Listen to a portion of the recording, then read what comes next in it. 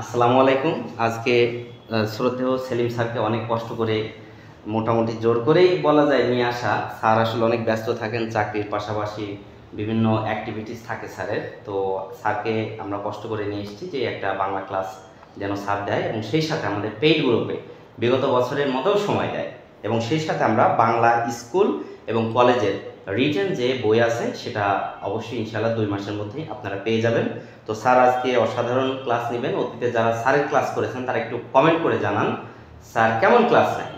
সেই সাথে sadiqsir.com এ আপনি গিয়ে সকল চাকরির ফ্রি সাজেশন পেয়ে যাবেন, ডাউনলোড করে নিন। Sir thank you sir. আসসালামু আলাইকুম। সম্মানিত 19তম শিক্ষক নিবন্ধন প্রিলিমিনারি ব্যাচের যারা পরীক্ষার্থী রয়েছেন সকলকে আজকের এই লাইভ ক্লাসে স্বাগত জানাচ্ছি। সাদিক স্যারের এই পেজ থেকে আমি বেশ অনেক দিন পরেই আপনাদের সামনে এসেছি। তো কেমন আছেন সবাই? ভালো আছেন আশা করি, সুস্থ আছেন। সবাই কেমন আছেন কমেন্টে অবশ্যই জানাবেন। আর আমি আপনাদের সাথে আছি, আমার নাম মোহাম্মদ আব্দুল সেলিম, বাংলা শিক্ষক, সাদিক একাডেমি।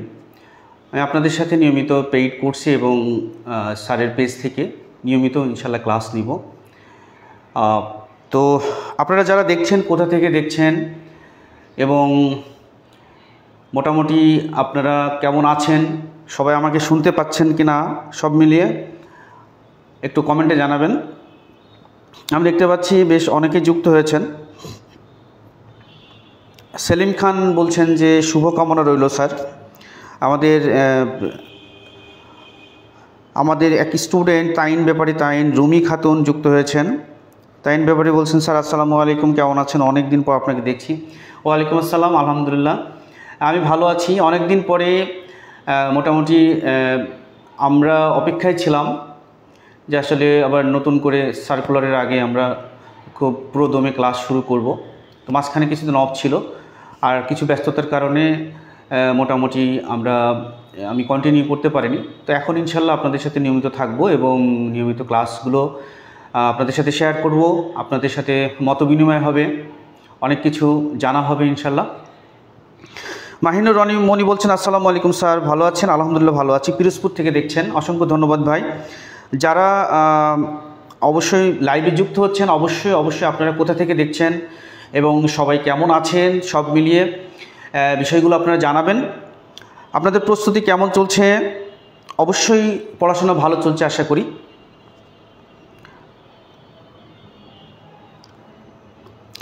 তো অনেকেই যুক্ত হয়েছেন আমরা দেখতে পাচ্ছি। তো প্রিয় 19তম শিক্ষক নিবন্ধন পরীক্ষার্থী যারা রয়েছেন তারা আপনারা জানেন যে বাংলা বিষয়ের দুটি অংশ থাকে, একটি হলো সাহিত্য এবং আরেকটি হলো ব্যাকরণ। তো ব্যাকরণের বেশ কিছু টপিক রয়েছে, বলা যায় মেইন কিছু টপিক রয়েছে, যেমন ধ্বনি ও বর্ণ, বিরাম চিহ্ন, সন্ধি, সমাস, প্রকৃতি প্রত্যয়। এই যে মোটামুটি এই জিনিসগুলো কিন্তু আমাদের পরীক্ষায় এসে থাকে এবং গত সালের যে প্রশ্নগুলো রয়েছে সেই প্রশ্নগুলো বিশ্লেষণ করে আমরা দেখি যে সিলেবাস অনুযায়ী আমাদের ব্যাকরণ, বিশেষ করে স্কুল পর্যায়ে, কলেজ পর্যায়ে ব্যাকরণ থেকে অনেক বেশি প্রশ্ন এসে থাকে। তো আজকে আমরা আপনাদের সামনে ব্যাকরণ সংক্রান্ত খুবই গুরুত্বপূর্ণ একটি টপিক এবং কিছু আনকমন প্রশ্ন নিয়ে আপনাদের সামনে আমি কথা বলবো। বিগত সালের প্রশ্ন, সবই বিগত সালের প্রশ্ন। বিগত সালের প্রশ্নগুলো আমি বোর্ডে লিখবো, কোশ্চেনগুলো আপনারা অবশ্যই উত্তর করার চেষ্টা করবেন। উত্তর করলে কমেন্টে জানাবেন, আর যারা পারবেন না অবশ্যই সবার জন্যই আমি একটা সমাধান দেওয়ার চেষ্টা করবো ইনশাল্লাহ। আইরিন মলি বলছেন আসসালামু আলাইকুম স্যার। ওয়ালাইকুম আসসালাম। মাওলানা নূর মোহাম্মদ পাবনা থেকে বলছেন আসসালামু আলাইকুম। ওয়ালাইকুম আসসালাম। আজকে বাংলার প্রথম ক্লাস। জি, 19তম প্রিলিমিনারির এর আগেও অনেক বাংলার ক্লাস হয়েছে যেগুলো হয়তো আপনারা মিস করেছেন এবং দীর্ঘদিন ক্লাস চলেছে আর কি। তো অনেক দিন পরে আজকে প্রথম ক্লাস।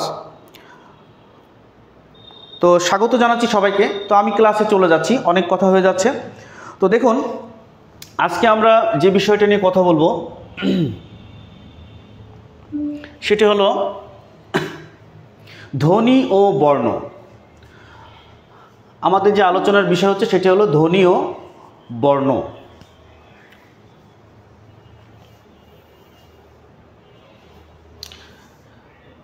ধ্বনি কাকে বলে? আমরা সবাই জানি ধ্বনি কাকে বলে। আমাদের আজকে আলোচনার বিষয় হচ্ছে ধ্বনি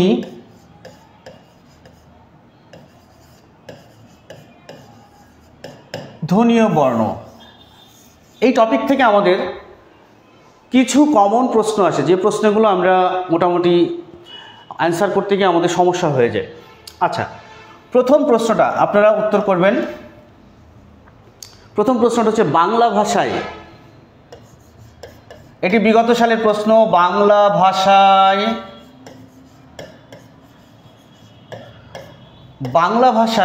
মোট বা বাংলা ভাষায় মৌলিক স্বরধ্বনি কয়টি?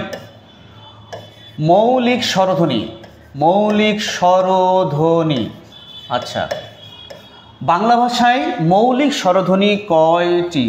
আচ্ছা, আমার বোর্ড রাইটিং আপনারা ঠিকভাবে দেখতে পাচ্ছেন কিনা অবশ্যই একটু জানাবেন। এই উত্তরটা সবাই একটু করবেন। বাংলা ভাষায় মৌলিক স্বরধ্বনি কয়টি? আচ্ছা, আসসালামু আলাইকুম, কেমন আছেন স্যার? লক্ষ্মীপুর থেকে বলছেন, অসংখ্য ধন্যবাদ। ওয়ালাইকুম আসসালাম, ভালো আছে আলহামদুলিল্লাহ। মোহাম্মদ আবু কাইসার হুসাইনি ভাই বলছেন, আসসালামু আলাইকুম স্যার। ওয়ালাইকুম আসসালাম।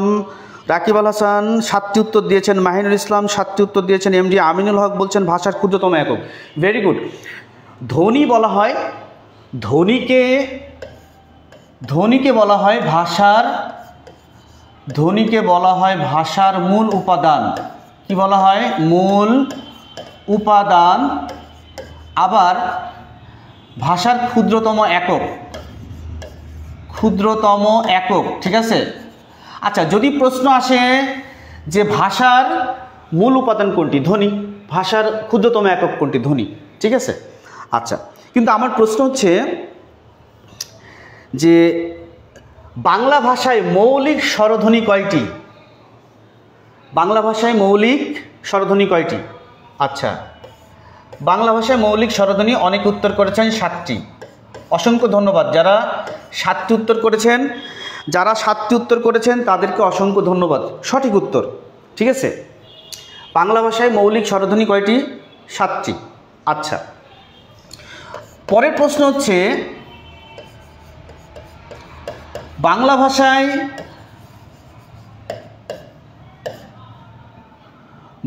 ভাষায় দুঃখিত, বাংলা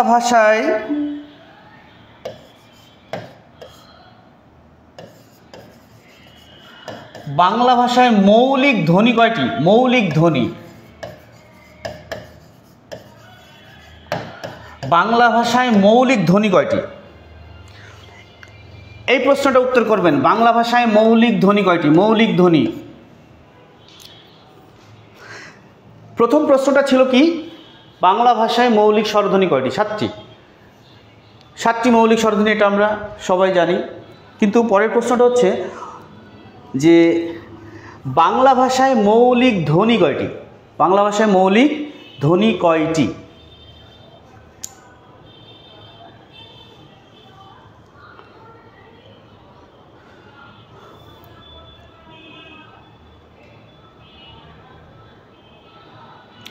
আমি দেখতে চাই পরের প্রশ্নের উত্তরটা। সবাই একটু পরের প্রশ্নের উত্তরটা করবেন। বাংলা ভাষায় মৌলিক ধ্বনি কয়টি? আমরা জানি ভাষার মৌলিক স্বরধ্বনি কয়টি? 7টি। আচ্ছা, ধ্বনি ও বর্ণ থেকে আজকের যে ক্লাসটা আমি নিচ্ছি, এখান থেকে আপনারা অবশ্যই 2টা প্রশ্ন কমন পাবেন। 1 থেকে 2টা প্রশ্ন কমন পাবেন। আচ্ছা, এখানে এই মৌলিক স্বরধ্বনিটা আমরা সবাই পারি, কিন্তু পরবর্তী পরীক্ষায় আপনাদের যে প্রশ্নটা আসবে আমি বলে দিই, বাংলা ভাষায় মৌলিক ধ্বনি কয়টি? বাংলা ভাষায় মৌলিক ধ্বনি কয়টি? আচ্ছা, এই প্রশ্নটা সবাই একটু উত্তর করার চেষ্টা করবেন। আচ্ছা, কেউ লিখেছেন 4টি। জান্নাত শিফা বলছেন প্রতিদিন কি গ্রুপে বাংলা ক্লাস হয়? প্রতিদিন এখন থেকে হবে, আজ থেকে শুরু হয়েছে। মাঝে মাঝে বাংলা ক্লাস হবে ইনশাল্লাহ, রেগুলারলি বাংলা ক্লাস হবে। আচ্ছা, যেটা বলেছি, বাংলা ভাষায় মৌলিক ধ্বনি কয়টি? অনেকে 4টি উত্তর করেছেন, অনেকে 6টি উত্তর করেছেন। যারা 4টি বা 6টি উত্তর করেছেন সেটি ভুল। বাংলা ভাষায় মৌলিক স্বরধ্বনি, যদি এই প্রশ্নটা আসে, বাংলা ভাষায় মৌলিক স্বরধ্বনি কয়টি? মৌলিক স্বরধ্বনি হবে 37টি। কয়টি বললাম? বাংলা ভাষায় মৌলিক ধ্বনি কয়টি? এই প্রশ্নের উত্তরটি হবে 37টি। কয়টি? 37টি। বাংলা ভাষায় মৌলিক, রনি ভাই লিখেছেন 37টি, অসংখ্য ধন্যবাদ, আপনি সঠিক উত্তর করেছেন, অসংখ্য অসংখ্য ধন্যবাদ। আমরা বাকি অন্যান্যদেরকে দেখছি 4টি 6টি এরকম উত্তর করেছেন, কিন্তু এই প্রশ্নটার উত্তরটা হচ্ছে আপনার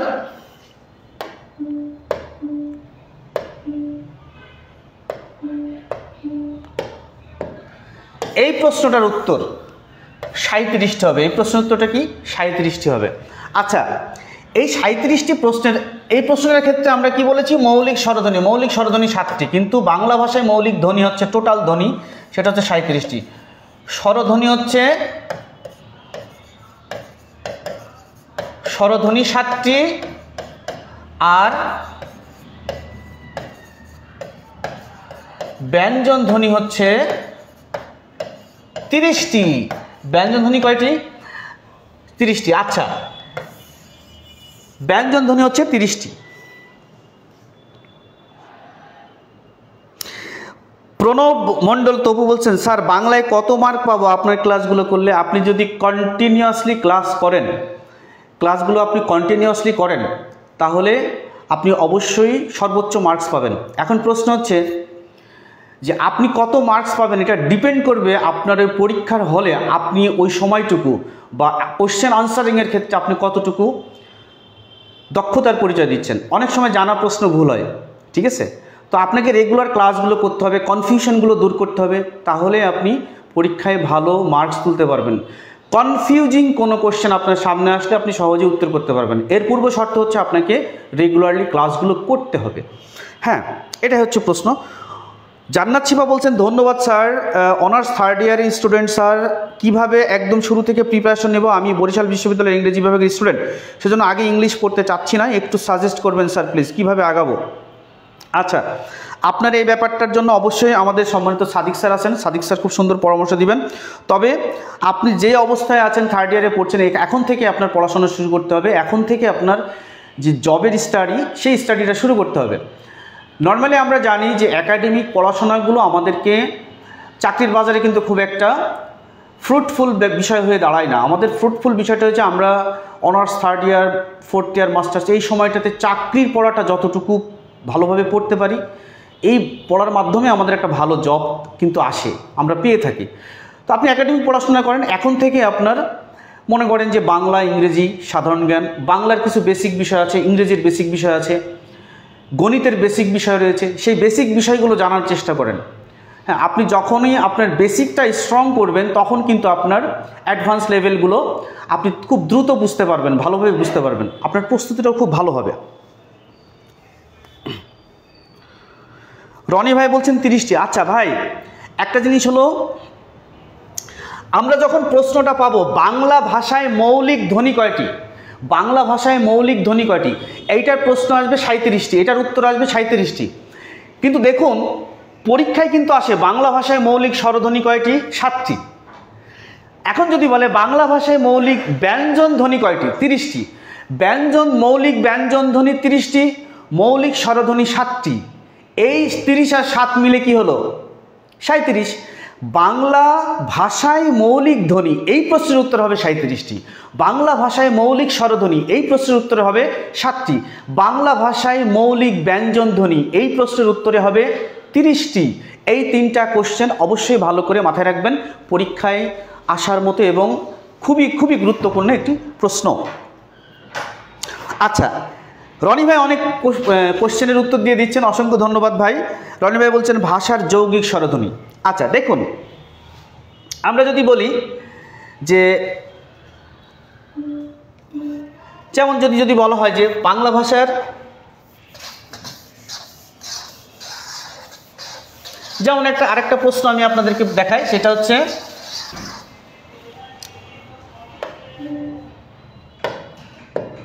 ধরুন আমি বললাম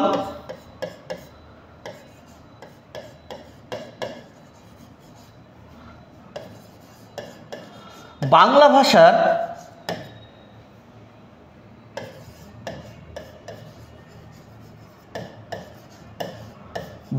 ভাষার অসংযুক্ত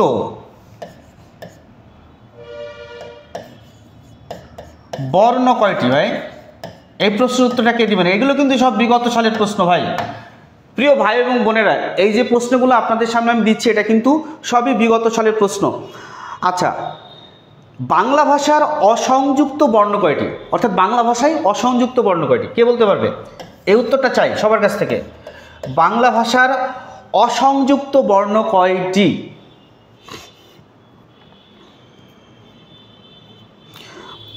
বাংলা ভাষার অসংযুক্ত বর্ণ কয়টি? বাংলা ভাষার অসংযুক্ত বর্ণ কয়টি?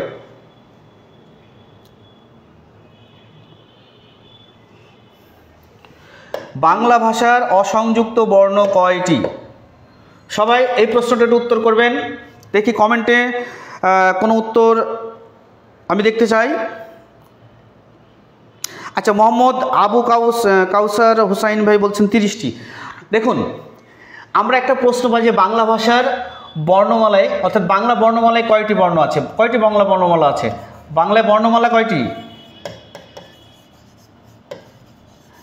বর্ণমালা কয়টি আছে বাংলা বর্ণমালায়? 50টি না? আচ্ছা, দেখুন এই যে প্রশ্নটা, বাংলা ভাষার অসংযুক্ত বর্ণ কয়টি? বাংলা ভাষার মোট বর্ণমালা হচ্ছে 50টি, অর্থাৎ স্বরবর্ণ 39টি, স্বরবর্ণ 11টি, ব্যঞ্জনবর্ণ 39টি, অর্থাৎ স্বরবর্ণ 11 এবং ব্যঞ্জনবর্ণ, এটা আমরা সবাই জানি 50টি। কিন্তু প্রশ্নটা দেখুন, এটি বিগত সালের প্রশ্ন।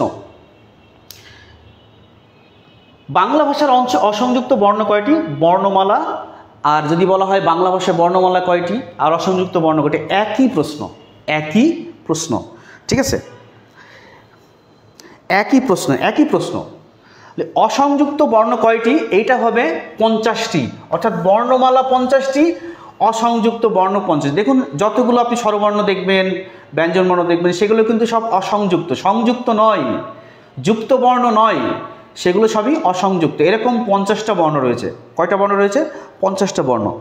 আচ্ছা, আরেকটা প্রশ্ন তাইন বেবের উত্তর করেছেন। প্রশ্নটা হচ্ছে আপনার, আমরা যেমন বলি যে স্বরধ্বনির ক্ষেত্রে আমরা যেমন মৌলিক স্বরধ্বনি বলি, মৌলিক স্বরধ্বনি নিয়ে আমরা কথা বলেছি। আমাদের কিছুক্ষণ আগে এক ভাই একটা কোশ্চেন করেছেন যে মৌলিক স্বরধ্বনি কয়টি? 7টি, কিন্তু যৌগিক স্বরধ্বনি কয়টি? যৌগিক স্বরধ্বনি, প্রশ্নটা বোঝুন একটু। যৌগিক স্বরধ্বনি, আচ্ছা, আর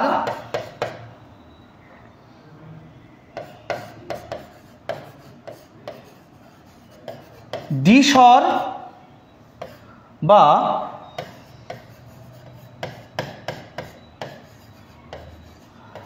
যৌগিক স্বরজ্ঞাপক, কি বললাম?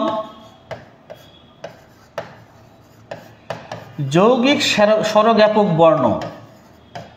আচ্ছা, যৌগিক স্বরধ্বনি কয়টি?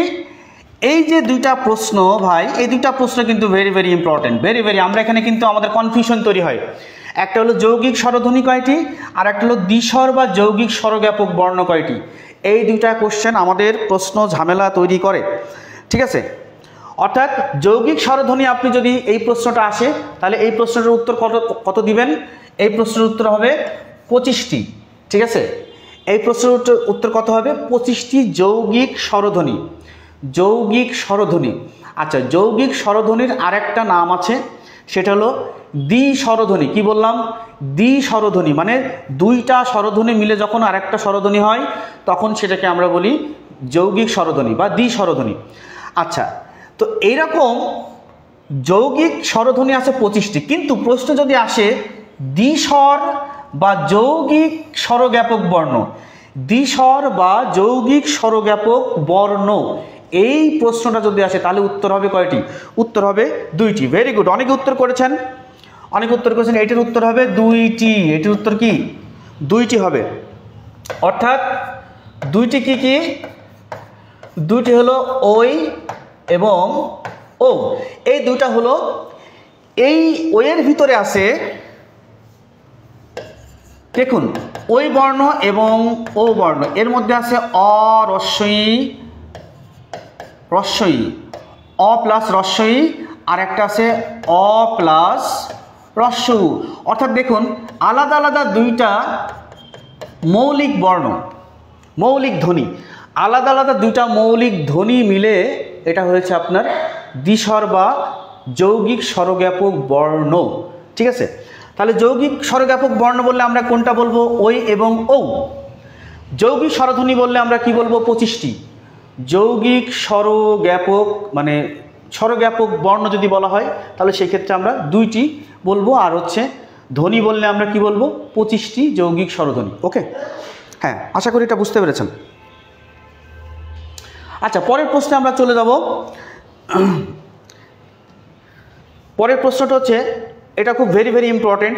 এই প্রশ্নটা আপনার কোনো পরীক্ষায় আসেনি, কোনো পরীক্ষায় আমি বিগত সালের কোশ্চেনে পাইনি। দেখুন, আমি যে আলোচনাগুলো করছি সেটা কিন্তু এই বই থেকে আলোচনা করছি। আমাদের সাদিক স্যারের যেই প্রিলিমিনারি শিক্ষক নিবন্ধনের যে প্রিলিমিনারি গাইডটা রয়েছে, এই গাইড থেকে আমি আলোচনা করছি, এবং এই গাইডের মধ্যে আপনারা বিগত সালের প্রশ্নে এবং স্যারের এই আলোচনার মধ্যে সব কিছু আপনারা পাবেন ইনশাল্লাহ। সো এই বইটা কিন্তু খুবই এই বইটার যে বিগত সালের প্রশ্নগুলো যেভাবে ব্যাখ্যামূলকভাবে বিশ্লেষণ করা হয়েছে, এটা খুবই আমি নিজেও বইটা দেখেছি, খুবই ভালো লেগেছে আমার। এই বইটা কিন্তু আপনারা অবশ্যই সবাই সংগ্রহ করবেন, এবং এই বইয়ের যে বিশ্লেষণ এবং আলোচনা, এই আলোচনাগুলোই মূলত আমরা প্রত্যেকেই আলোচনা করে থাকি এখানে। আপনাদের জন্য এই আলোচনাগুলো আমরা করে থাকি। বইটা অবশ্যই আপনারা সংগ্রহ করবেন। আচ্ছা, এখানে দেখুন আমি আরেকটা বিষয় আপনাদের নিয়ে আসবো আপনাদের জন্য, সেটা হচ্ছে যে আমি বলেছিলাম যে অর্ধ স্বরধ্বনি কি, তাই না? পরের প্রশ্ন হচ্ছে, বলেন তো অর্ধ স্বরধ্বনি কি, বা অর্ধ স্বরধ্বনি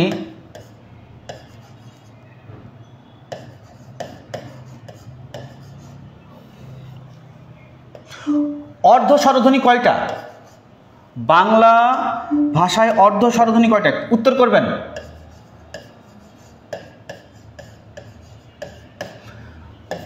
অর্ধ স্বরধ্বনি কয়টা? 1, 2, 3, ঘ 4। কোনটি উত্তর হবে? অর্ধ স্বরধ্বনি কয়টি?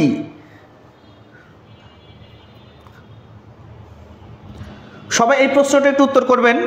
অর্ধ স্বরধ্বনি কয়টি? অর্ধ স্বরধ্বনি, অর্ধ স্বরধ্বনি বাংলা ভাষায় অর্ধ। দেখুন, এখন যেভাবে আপনারা জানেন পুরাতন বাংলা ব্যাকরণ বোর্ড বই এবং নতুন বাংলা ব্যাকরণ বোর্ড বই, এই দুইটা বইয়ের আলোচনার ভিতরে কিছুটা পার্থক্য আছে। আপনি দেখবেন 2021, 22, 23, 24, 25 গত 3-4 বছরে পুরাতন বই থেকে কোশ্চেন এসছে, কিন্তু নতুন বইয়ের অনেক আলোচনা থেকে কোশ্চেন এসছে। ঠিক আছে, তো নতুন বাংলা ব্যাকরণ বোর্ড বইটাও কিন্তু আমাদের ফলো করতে হবে। দেখুন, এখানে আলোচনা করা আছে অর্ধ স্বরধ্বনি কয়টি। কে উত্তর করতে পারবেন এটা? বাহ, জান্নাত শিফা উত্তর করেছেন, অসংখ্য অসংখ্য ধন্যবাদ আপনাকে, অসংখ্য ধন্যবাদ। আপনি তাইন ব্যাপারে উত্তর করেছেন, যে আপনাকে অসংখ্য ধন্যবাদ। জান্নাত শিফা উত্তর করেছেন, আমি খুব খুশি হয়েছি এই প্রশ্নটার উত্তর করেছেন। অর্ধ স্বরধ্বনি 4টি। অর্ধ স্বরধ্বনি কয়টি? অর্ধ স্বরধ্বনি হচ্ছে 4টি। অর্ধ স্বরধ্বনি কয়টি? 4টি।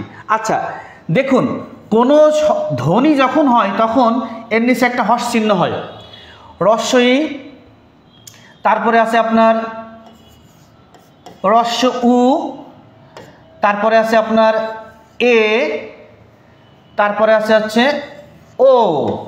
এই 4টা স্বরধ্বনিকে বলা হয় অর্ধ স্বরধ্বনি। এই 4টি স্বরধ্বনিকে বলা হয় অর্ধ স্বরধ্বনি। আচ্ছা, এখানে এই যে এটা না, এটা কখনো কখনো অন্তস্তয়ের মতো কাজ করে। কিসের মতো কাজ করে? এ স্বরধ্বনিটা কখনো কখনো অন্তস্তয়ের মতো কাজ করে। এই 4টি স্বরধ্বনি অবশ্যই আপনাকে মনে রাখতে হবে। 4টি স্বরধ্বনিকে আমরা বলবো অর্ধ স্বরধ্বনি। কি? অর্ধ স্বরধ্বনি। অর্ধ স্বরধ্বনি কেমনে অর্ধ স্বরধ্বনি ভাই? আচ্ছা, মনে করেন যে আমি লিখলাম যে আই। আচ্ছা, এখানে আমি অন্য একটা শব্দ লিখি, তাহলে আপনার বুঝতে সুবিধা হবে। মনে করেন লিখলাম ভাই। আচ্ছা, বলেন তো এই যে ভাই শব্দটা যখন উচ্চারণ করতেছেন, আপনি ভাই শব্দটা যখন আপনি উচ্চারণ করছেন, তখন দেখুন ভয়ের সাথে একটা আকার আছে না, আকার আছে না, তারপরে একটা রস্যই আছে, তাই না? ভয়ের সাথে একটা আকার আছে, পরে রস্যই আছে।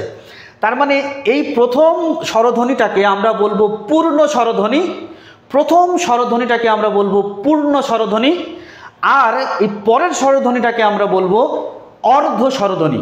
কেন অর্ধ স্বরধ্বনি হবে? দেখুন, ভাই, এই আটা আপনি জোরে মানে একটানা উচ্চারণ করতে পারবেন, মানে কোনো বাধা ছাড়াই আপনি উচ্চারণ করতে পারবেন। কিন্তু যখন দেখুন রস্যই উচ্চারণ করবেন, রস্যইটা একেবারে মুহূর্তের মধ্যে থেমে যাচ্ছে, রস্যইটা আপনি চাইলেও আর উচ্চারণ করতে পারছেন না। ভাই, ভাই, তার মানে ই এর উচ্চারণটার খুব সামান্য হচ্ছে। এই জন্য এই ধরনের 4টি বর্ণ রয়েছে, যারা কোনো শব্দের বা কোনো অন্য কোনো স্বরধ্বনির পরে অবস্থান করে খুবই স্বল্প সময়ের জন্য উচ্চারিত হয়। এই জন্য এগুলোকে বলা হয় অর্ধ স্বরধ্বনি। আশা করি বুঝতে পেরেছেন। রাকিব আল ভাই বলছেন যে মোট 6টি। আমি স্বরধ্বনি বলেছি, স্বরধ্বনি ভাই। তাহলে এখানে অর্ধ স্বরধ্বনি হবে কয়টি? অর্ধ স্বরধ্বনি হবে 4টি, ঠিক আছে? 4টি উত্তর। আচ্ছা, এটা বুঝতে পেরেছেন। আচ্ছা, আমাদের মধ্যে আরেকটা প্রশ্ন আছে, দেখুন, বলেন তো বাংলা ভাষায় পূর্ণ মাত্রার বর্ণ কয়টা আছে? মাত্রাটা কি ভাই? মাত্রাটা হলো অক্ষর, একটা অক্ষর কতকাল উচ্চারিত হবে, অর্থাৎ অক্ষর নির্ণয়ের যে অক্ষরের কাল নির্ণয়ের যে এককটা, সেটাকে আমরা বলি আপনার হচ্ছে মাত্রা, ঠিক আছে? অর্থাৎ একটা অক্ষর উচ্চারিত হবে কেমন? অক্ষরটা কি ভাই? মনে করেন এখানে লিখলাম বন্ধন, আমরা এটা জানি। এখানে 2টা অক্ষর আছে, বর্ণ আছে 1টা 2টা 3টা 4টা বর্ণ আছে এখানে। বর্ণ দেখেন, ব, ন, ধ, দন্ত ন, ঠিক আছে? অর্থাৎ ব আছে, ন আছে, ধ আছে, দন্ত ন আছে। এখানে 4টা বর্ণ আছে, ঠিক আছে? কিন্তু এই জায়গাটাই অক্ষর আছে আপনার কয়টা দেখেন? একটা হলো বন, একটা হলো ধন।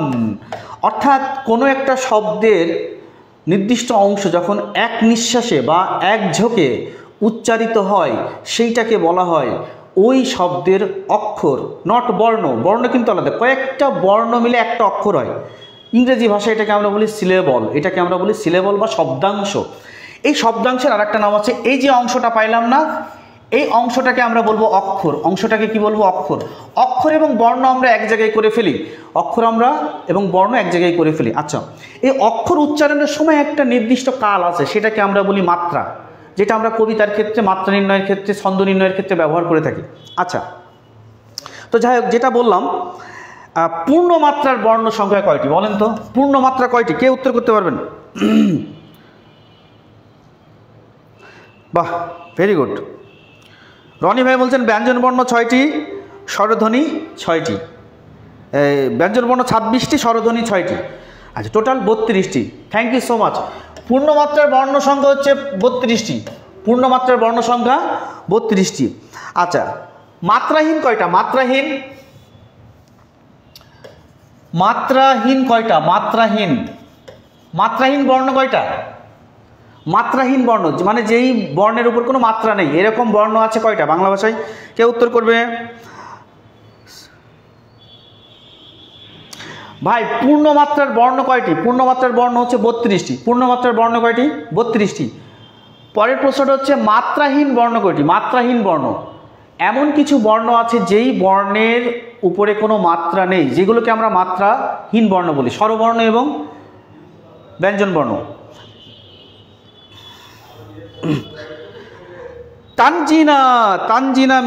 তানজিনা মিলি সঠিক উত্তর করেছেন। তারপরে রুহানি জুবিন তুবার সঠিক উত্তর করেছেন। জান্নাত শিবা সঠিক উত্তর করেছেন।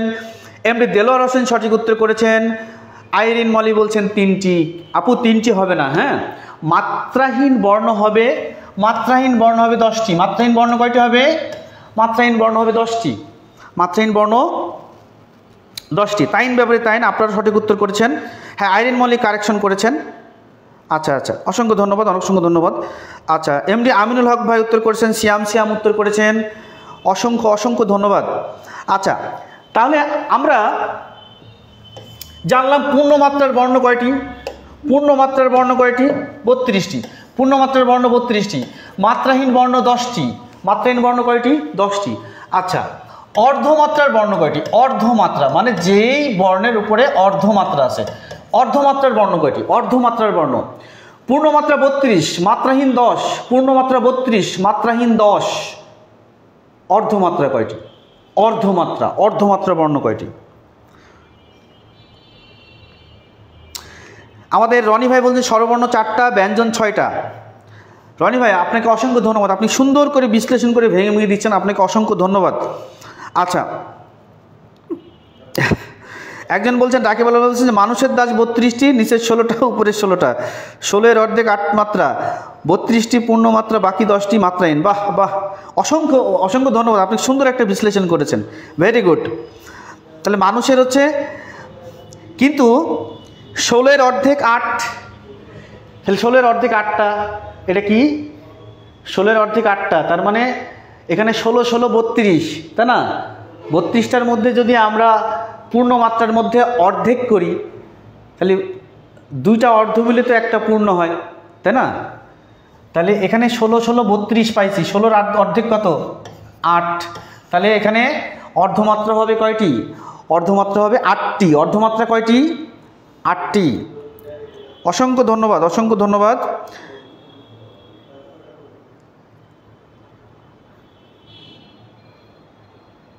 আচ্ছা, তো আপনাদের আরেকটা প্রশ্ন করি এখানে,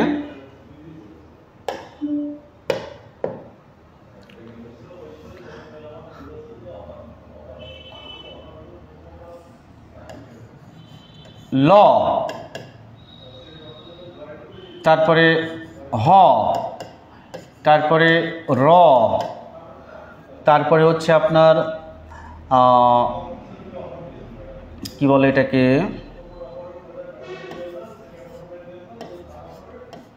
তালব বসা, মূর্ধন্য ষ, দন্ত স। আচ্ছা, এই বর্ণগুলো লকে আমরা কি বর্ণ বলি?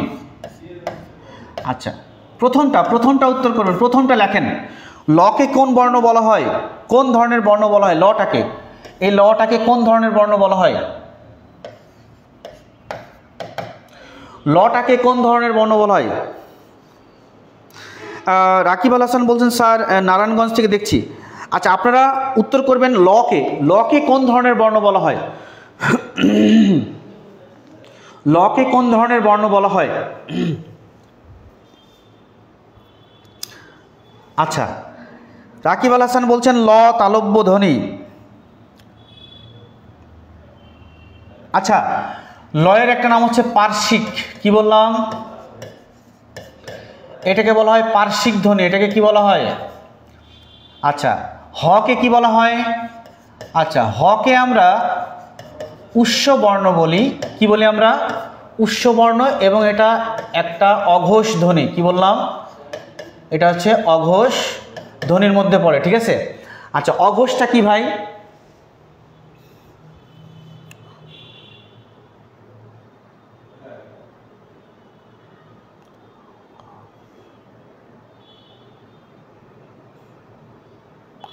রেজাল্ট করিম বলছে দুর্বল আন্দোলন গড়ে তুলতে হবে। আচ্ছা, রকে বলা হয় তালনজাত ধ্বনি, রকে কি বলা হয়? দুঃখিত, এটা হলো ঘোষ ধ্বনি হবে, এটা হবে ঘোষ ধ্বনি। হ হচ্ছে উষ্ণ বর্ণ, কিন্তু উষ্ণ বর্ণের ঘোষ ধ্বনি এটা, হ্যাঁ। হ উচ্চারণ করার সময় আমাদের প্রচুর পরিমাণে একটা কণ্ঠে একটা কম্পন সৃষ্টি হয় এবং হচ্ছে একটা বাতাস প্রবেশ করে, বাতাসটা বেশি চলে আসে, এই কারণে এটাকে আমরা ঘোষ ধ্বনি বলবো। উষ্ণ বর্ণ কিন্তু ঘোষ ধ্বনি।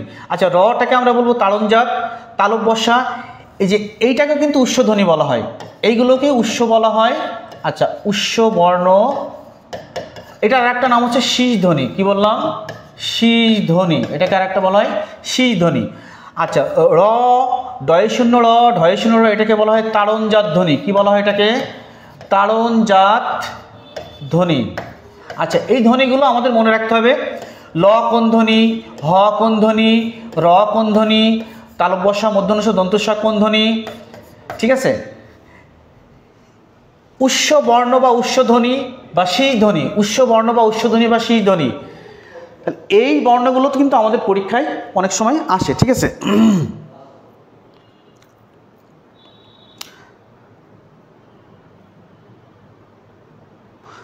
না, ল অন্তস্থ বর্ণ হবে না, এটা হবে আপনার রুমি খাতুন বলছেন লাম্বিক বর্ণ। লাম্বিক বর্ণ না ভাই, লাম্বিক হবে না, এটা হবে আপনার পার্শ্বিক। পার্শ্বিক, লাম্বিক না, পার্শ্বিক, পার্শ্বিক ধ্বনি, ঠিক আছে।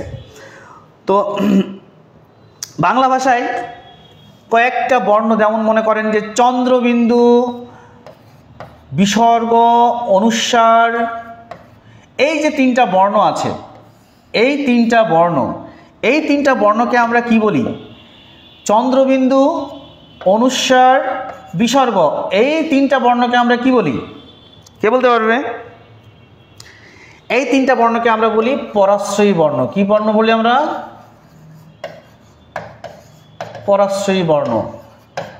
অর্থাৎ এরা অন্য বর্ণের আশ্রয় ছাড়া কোনো শব্দ গঠন করতে পারে না, এটাকে আমরা বলি পরাশ্রয়ী বর্ণ, ঠিক আছে।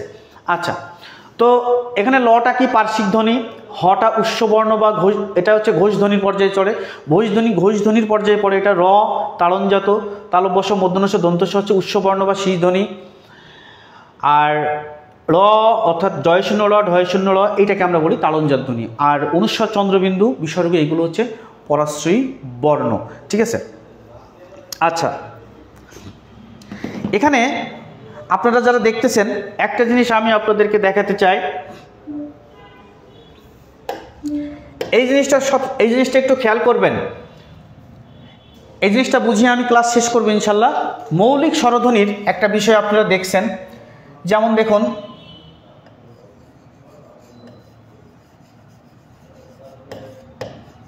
সম্মুখ, মধ্য, পশ্চাৎ। আচ্ছা, তারপরে বলা হচ্ছে উচ্চ, উচ্চ মধ্য,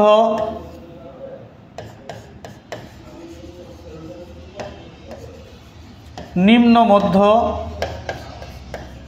আর হচ্ছে নিম্ন। আচ্ছা,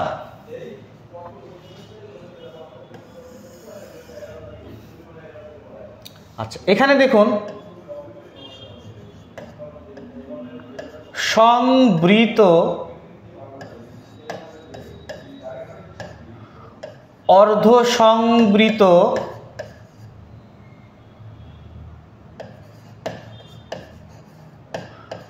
অর্ধবিবৃত, আর হচ্ছে বিবৃত। আচ্ছা, দেখুন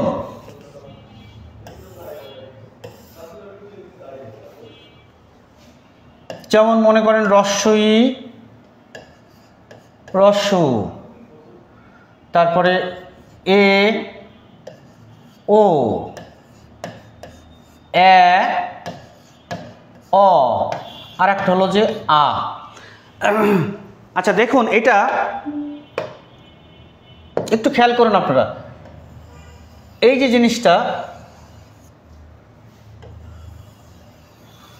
এই যে জিনিসটা, এখানে এই জিনিসটা একটু খেয়াল করবেন। হ্যাঁ, এখানে দেখুন অ, রস্বই, অর্থাৎ ই, এ, এই সাতটা বর্ণনা, এগুলো কি? মৌলিক স্বরধ্বনি। এগুলো কি?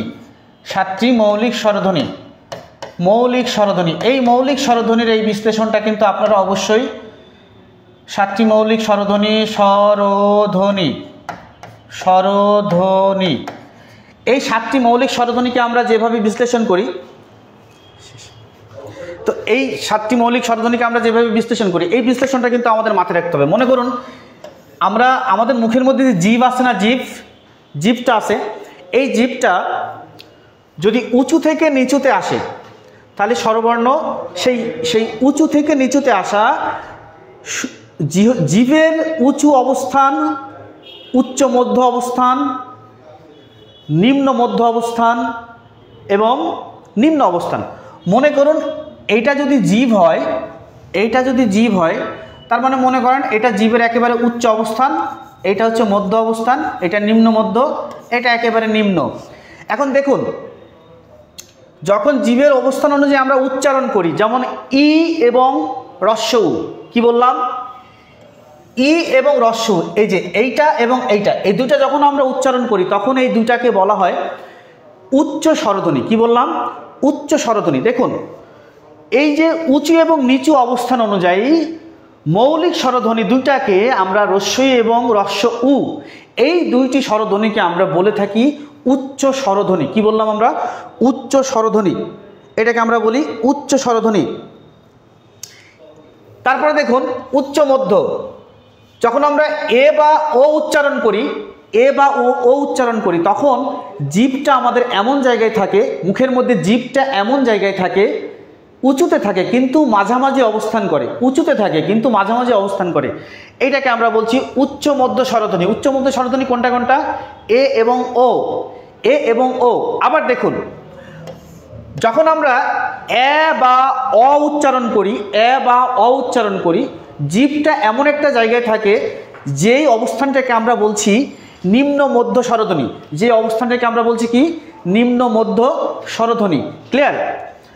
আবার দেখুন যে সকল, যেমন এখানে আ যখন আপনি উচ্চারণ করবেন আ, তখন কিন্তু আপনার এই স্বরধ্বনির অর্থাৎ স্বরধ্বনি উচ্চারণ করার সময় জিভটা একেবারে নিচে চলে আসবে, একেবারে নিচে, অর্থাৎ ই এবং ও উচ্চারণ করার সময় জিভ উঁচুতে থাকবে, এটাকে আমরা বলছি উচ্চ স্বরধ্বনি।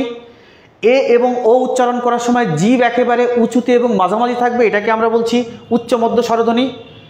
নিম্ন মধ্য, এ এবং অ উচ্চারণ করার সময় জিভ একেবারে কোথায় থাকবে, নিম্ন মধ্য অবস্থানে থাকবে, এটাকে আমরা এই জন্য বলছি নিম্ন মধ্য স্বরধ্বনি।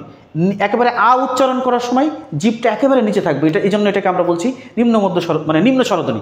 এবার দেখুন আপনি যখন ই এ এ, ই এ এ, এই তিনটা যখন উচ্চারণ করবেন এইভাবে, তখন আপনার জিভটা সামনের দিকে থাকবে, জিভটা কি থাকবে, সামনের দিকে থাকবে। তখন জিভের অবস্থানটা কিন্তু এরকম, সামনে মাঝে পিছনে, সামনে মাঝে পিছনে। আচ্ছা, এবং ই এ এবং এ, এই তিনটি বর্ণ উচ্চারণ করার সময় জিভটা সামনের দিকে থাকে, এই জন্য ই এ এ, এটাকে আমরা বলি সম্মুখ স্বরধ্বনি। আবার দেখুন যখন আপনি আ উচ্চারণ করবেন, এই আটা হবে কিন্তু উচ্চারণ করার সময় জিভটা কোথায় থাকবে, মাঝামাঝি, অর্থাৎ মাঝামাঝি, এই জন্য এটাকে আমরা বলছি মধ্য স্বরধ্বনি। হ্রস্ব উ, ও এবং অ, এই তিনটা স্বরধ্বনি উচ্চারণ করার সময়, এই তিনটা স্বরধ্বনি উচ্চারণ করার সময় জিভটা কোথায় থাকবে, পশ্চাতে, মানে পিছনে, এই জন্য এই তিনটাকে আমরা বলছি পশ্চাৎ স্বরধ্বনি। আশা করি বুঝতে পেরেছেন। আচ্ছা, এইটা বুঝিয়ে আমি শেষ করব ক্লাস। দেখুন ঠোঁট, যখন আমরা এই স্বরধ্বনিগুলো উচ্চারণ করি, ঠোঁট কখনো কখনো অল্প ফাঁকা হয়, কখনো কখনো বেশি ফাঁকা হয়। ঠোঁট কখনো কখনো অল্প ফাঁকা হয়, কখনো কখনো বেশি ফাঁকা হয়। তো যদি ঠোঁট কম ফাঁকা হয় সেইগুলোকে আমরা বলবো সংবৃত বা অর্ধ সংবৃত। ঠোঁট যদি বেশি ফাঁকা হয়, ঠোঁট যদি কম ফাঁকা হয়, তাহলে সেটাকে আমরা বলবো সংবৃত বা অর্ধ সংবৃত। কিন্তু ঠোঁট যদি বেশি ফাঁকা হয় সেই বর্ণগুলোকে আমরা বলবো অর্ধ বিবৃত বা বিবৃত। বিবৃত মানে কম, বেশি ফাঁকা হওয়া। আচ্ছা দেখুন, ই এবং এইভাবে আপনাকে পড়তে হবে, এইভাবে এইভাবে এইভাবে এইভাবে, ঠিক আছে? আচ্ছা, এটা চলে আসবে আপনার এখানে। ই এবং উ উচ্চারণ করার সময় ঠোঁট কম ফাঁকা হয়, এই জন্য এটাকে আমরা বলছি সংবৃত স্বরধ্বনি। এ এবং ও উচ্চারণ করার সময় ঠোঁট যতটুকু ফাঁকা হয়, ওই ই এবং উ উচ্চারণ করার থেকে একটু বেশি ফাঁকা হয়, এই জন্য এটাকে আমরা বলছি অর্ধ সংবৃত। এ এবং অ উচ্চারণ করার সময় ঠোঁট আর একটু বেশি ফাঁকা হয়, এই জন্য এটাকে আমরা বলছি অর্ধ বিবৃত। আ উচ্চারণ করার সময় ঠোঁট অনেক বেশি ফাঁকা হয়ে যায়, এটাকে আমরা বলছি বিবৃত।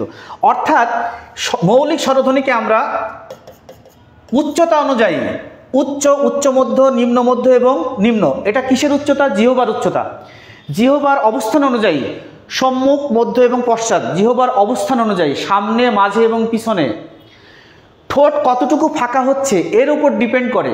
ঠোঁট কতটুকু ফাঁকা হচ্ছে এর উপর নির্ভর করে স্বরধ্বনিকে 4 ভাগে ভাগ করা হয়, সংবৃত, অর্ধসংবৃত, অর্ধবিবৃত এবং বিবৃত। পরীক্ষায় আসবে কি ভাই, নিচের কোনটি সংবৃত স্বরধ্বনি, নিচের কোনটি মধ্য স্বরধ্বনি, নিচের কোনটি নিম্ন মধ্য স্বরধ্বনি। ভাই এইভাবে প্রশ্নে পরীক্ষায় আসতে পারে, এবং এখান থেকে আপনার এখনও কোনো প্রশ্ন হয়নি ভাই, সামনের পরীক্ষায় পেয়ে যেতে পারেন। সো প্রস্তুতিটা নিয়ে রাখেন। আশা করি বুঝতে পেরেছেন। আমার মনে হয় এই আলোচনাটা আপনারা ক্লিয়ার হয়েছেন। যদি কোনো অস্পষ্টতা থাকে অবশ্যই আপনারা নক করবেন, কমেন্টে জানাবেন, আমরা নেক্সট টাইম এটা আবার আলোচনা করব ইনশাল্লাহ। তো সবার জন্য শুভকামনা জানিয়ে আজকের ক্লাস শেষ করবো, এবং আমাদের সম্মানিত সাদিক স্যার কিছু বলবেন। অসংখ্য ধন্যবাদ শ্রদ্ধেয় সেলিম স্যারকে আমরা নিয়মিত ইনশাল্লাহ পাবো পেইড কোর্সে। আপনারা স্যারের ক্লাস উপভোগ করেছেন। স্যার অবশ্য পাবলিক ইউনিভার্সিটি থেকে অনার্স মাস্টার্স কমপ্লিট করে নিবন্ধনধারী শিক্ষক হিসেবে সুপারিশপ্রাপ্ত আছেন নিজ জেলাতে, নিজ এলাকাতে। তো এরকম যারা শিক্ষক হতে চান নিবন্ধনের জন্য, আমার ক্ষেত্রেও একই বিষয়, তো তারা আমাদের পেজটি চাইলে ফলো করতে পারেন। এবং আপনারা যারা আমাদেরকে অধিক সম্মান করেন, ভালোবাসেন, তারা পেজের অপশনে গিয়ে ইনভাইটস ফ্রেন্ডস করবেন বলে আশা রাখছি। ধন্যবাদ। আগামীকাল আমাদের আমি সম্মানিত আমার 19তম প্রিলিমিনারি পরীক্ষার্থী যারা রয়েছেন, আমি সবিনয়ে একটা জিনিস বলতে চাই। আমি এখানে ক্লাস নেই বলে বা সাদিক স্যারের এখানে আছি বলে আমি জিনিসটা বলছি না আপনাদের সামনে। আপনারা এই বইটা অবশ্যই সংগ্রহ করবেন। আমি এই বইটা নিজেই আমি অধ্যয়ন করেছি, আমি অনেক ভালোভাবে দেখেছি বইটা। স্যার বইটা যখন পাবলিশ করেন, পাবলিশ করার আগে আমার মতো অনেক টিচারকে দিয়ে কিন্তু বইগুলো প্রুফ রিড করান, এবং সুন্দর করে কোথাও কোনো সমস্যা আছে কিনা এগুলো কিন্তু যাচাই বাছাই করার পরে এটা পাবলিশ করা হয়। তো এই বইটা অবশ্যই সংগ্রহ করবেন। আমরা যে ক্লাসগুলো নিচ্ছি এই বই থেকেই আমরা নিচ্ছি। বইটা সংগ্রহ করলে আপনারা ক্লাসগুলো ভালোভাবে বুঝতে পারবেন এবং জিনিসগুলো আরও অধ্যয়ন করতে পারবেন ভালোভাবে। তো আশা করি সবাই এটা গ্রহণ করবেন, সংগ্রহ করবেন ইনশাল্লাহ। তো সবাই ভালো থাকবেন। আসসালামু আলাইকুম। অনেক ধন্যবাদ স্যারকে। স্যার আমাদের বাংলা পার্টটা দেখে দিয়েছেন, ডেভেলপ করেছেন, এবং আমরা প্রতিনিয়ত এই যে বইটার ফ্রি পিডিএফ দিয়ে দিচ্ছি। আগে দিতাম সম্পূর্ণ ফ্রি, কিন্তু এখন একটা কন্ডিশন যুক্ত করেছি। কেন? অনেকেই স্ক্রিনশট দিয়ে বলছে এই বইটির পিডিএফ লাগবে, একটা লাইভ যে দিবে সেটাও দিচ্ছে না। এই জন্য আমরা একটু কন্ডিশন যুক্ত করেছি যে আপনারা যারা এই বইটির পুরো পিডিএফ অ্যাবসোলুটলি ফ্রি নিতে চান, উইদাউট টাকা পেমেন্ট ছাড়া, পেজের যে মূল অপশন আছে 3টা ডট আছে, ওখানে ক্লিক করলে দেখবেন ইনভাইটস ফ্রেন্ডস। সব বন্ধুকে আপনারা ইনভাইট করে স্ক্রিনশট আমাদের পাঠান, স্ক্রিন রেকর্ড সহ, তাহলে আমরা অবশ্যই আপনাকে সাথে সাথে হোয়াটসঅ্যাপে দিয়ে দিব। আমাদের হোয়াটসঅ্যাপ নাম্বার পেজেই দেওয়া আছে। আর আগামীকাল ইনশাআল্লাহ একজন নন ক্যাডার মেহেরপুর সরকারি বিদ্যালয়ের মাধ্যমিক বিদ্যালয়ে শ্রদ্ধেয় জাহাঙ্গীর স্যার ক্লাস নেবেন। আপনাদের ক্লাসটি 4টায় অনুষ্ঠিত হবে। আপনারা কেউ মিস করবেন না, কারণ আমরা আপনাদের কথা দিয়েছি 10 জন টিচার আপনাদের ক্লাস নেবেন, এবং প্রত্যেকটি বিষয়ের 2 জন এক্সপার্ট, যেন পেইড কোর্স আমাদের কোনো ক্লাস না মিস হয়ে যায়, এটা আমরা সর্বোচ্চ গুরুত্ব দিয়ে দিচ্ছি। ধন্যবাদ, ভালো থাকুন, আল্লাহ হাফেজ। আল্লাহ হাফেজ, আসসালামু আলাইকুম।